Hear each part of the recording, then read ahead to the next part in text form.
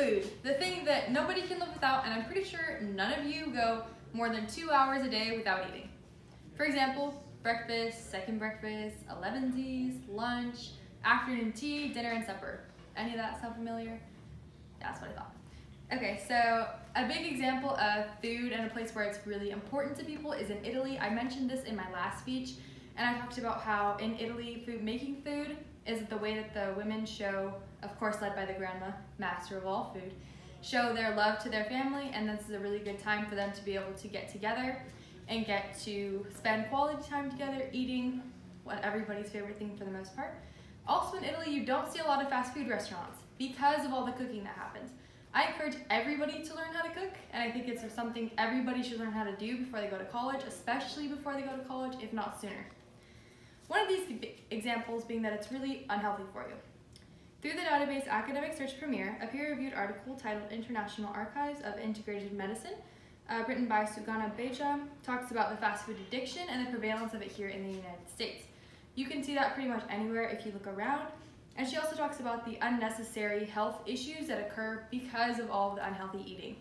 Some of these examples would be obesity, diabetes, and also sometimes as serious as heart attacks. Heart disease is the #1 killer here in the United States because of all of the clogged arteries and everything that happens because of all the calories and food and unnecessary cholesterol and things like that that we eat. The other thing that happens is you're not getting enough of the daily minerals and values. If you ever look on the side of a cereal box because you forgot your phone and you don't have anything else to read while you're eating your life cereal, you'll see that it says you're supposed to only have about 2,000 calories per day. However, some people in one meal eat 2,000 calories per day. I know this because I work at Sonic, a fast food restaurant, where one #3 with a large chili cheese fry and a large Coke is about 2,000 calories. That's as much as you're supposed to eat in a whole day, and these people are eating it in one meal. If you're eating that much in one meal, there's no way that's all you're eating for that entire day. Like I said, it's physically impossible unless you eat 10,000 calories in fast food to be able to make up to these daily values. This is shown through the database Academic Search Premier again. A peer-reviewed article titled Mineral of Fast Food Menu Samples, written by Regina Marco, talks about how fast food in one meal can have 75% of the calories, but only 20% of the value that you need.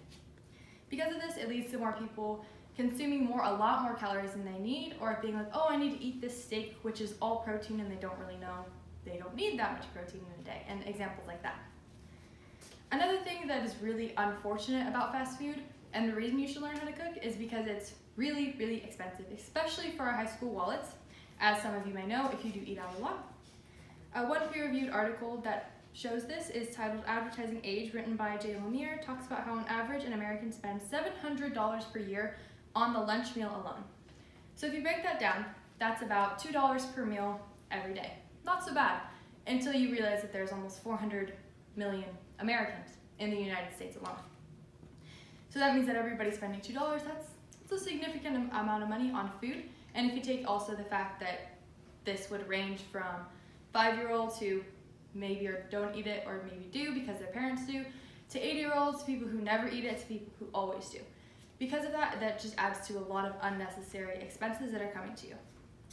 Another way that this could happen is if your parents haven't taught you how to actually budget. According to another peer-reviewed article titled International Consumer Studies, last updated in 2009, written by Maxwell Beasley, talks about how people don't know how to budget when they're younger. Again, probably not on you, but maybe the school home ec class, maybe you don't have one, that can be an issue. Also that your parents, if they never, oh, I'll just go to McDonald's and I'll just spend $5 here, I'll get a Starbucks coffee, $5 here. All that stuff starts to add up really quickly after a while, especially if it's $5 things like Starbucks drinks. All in all, cooking is super easy and super fun, so I think everybody should learn how to do that. For example, I learned how to cook my first meal when I was 8 years old. It was spaghetti. It was delicious. I thought I was a fire master because I have a gas stove, so that was pretty cool. And my final peer-reviewed research shows this, titled International Journal of Quantitative Studies on Health and Well-Being, last updated in 2018, written by Ali Goldthorpe, talks about the ease of cooking, and how if you're 5 years old or if you're 70 years old, you can learn how to do it super easily. I know a lot of people get pretty overwhelmed because cooking, oh no, a 5-course meal, I have to spend 5 hours prepping, and then I have to figure out how to do the rest of the actual cooking and oven space and oven time, all that jazz.